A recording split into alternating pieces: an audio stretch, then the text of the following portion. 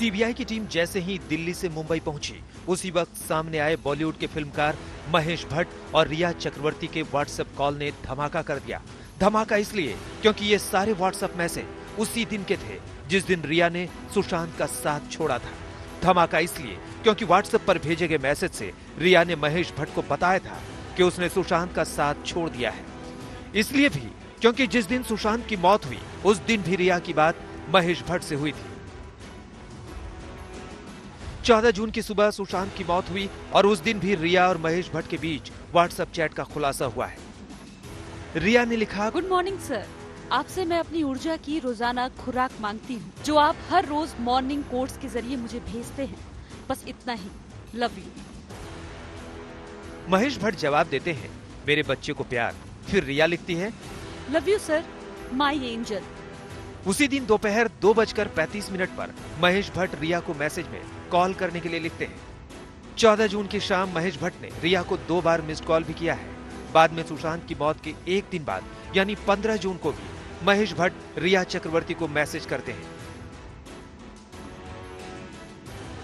सुशांत की मौत से पहले और सुशांत की मौत के बाद रिया चक्रवर्ती और महेश भट्ट के बीच व्हाट्सएप पर संवाद को लेकर सवालों की भरमार भी लंबी होती जा रही है।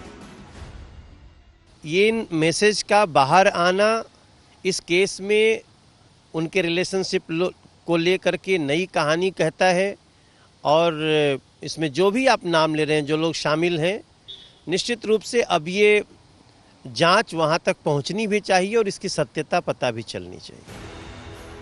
रिया और महेश भट्ट के बीच हुई इस बातचीत से अंदाजा लगाया जा सकता है कि दोनों एक दूसरे से बातचीत में बेहद सहज हैं। 8 जून के मैसेज से ये भी पता चलता है कि सुशांत का घर छोड़ने की सारी बात महेश भट्ट को मालूम थी। कानूनी जानकार एक कलाकार और फिल्मकार के बीच इस सहजता को किस नजरिए से देखते हैं, सुनते हैं। बहुत बड़ा सबूत है कि आफ्टर ऑल एक एक्टर और इसके बारे में और जो फ्रेंड है रिया, उनका क्या पर्सनल लाइफ में जो हो रहा है किसी थर्ड पर्सन को, और वो भी सीनियर है महेश भट्ट साहब, उनको ये बात पता है तो ये बात कुछ हजम नहीं होगी। तो ये इसका वैल्यू है, सब्सटेंशियल एविडेंस है। महेश भट्ट और रिया की इन तस्वीरों को लेकर सुशांत की मौत के बाद खुद फिल्म इंडस्ट्री में ही सवाल उठते रहे हैं। रिया चक्रवर्ती और महेश भट्ट के व्हाट्सएप कॉन्वर्सेशन चैट को देखते हुए यह साफ हो जाता है कि रिया चक्रवर्ती अपने रिश्ते से खुश नहीं थी और वो खुद इस रिश्ते से बाहर जाना चाहती थी। लेकिन दूसरी तरफ रिया के वकीलों ने जो पहले स्टेटमेंट जारी किया था उससे यह बात साफ थी कि वो खुद तनाव में थी सुशांत की हालत को देखकर और वो घर से बाहर नहीं जाना चाहती थी, लेकिन सुशांत के कहने पर, उनके इंसिस्टेंस पे वो बाहर गई। मुमकिन है कि सीबीआई अपनी जांच में रिया और महेश भट्ट के बीच तमाम व्हाट्सएप मैसेज की गुत्थी को सुलझाने का काम भी शामिल करे।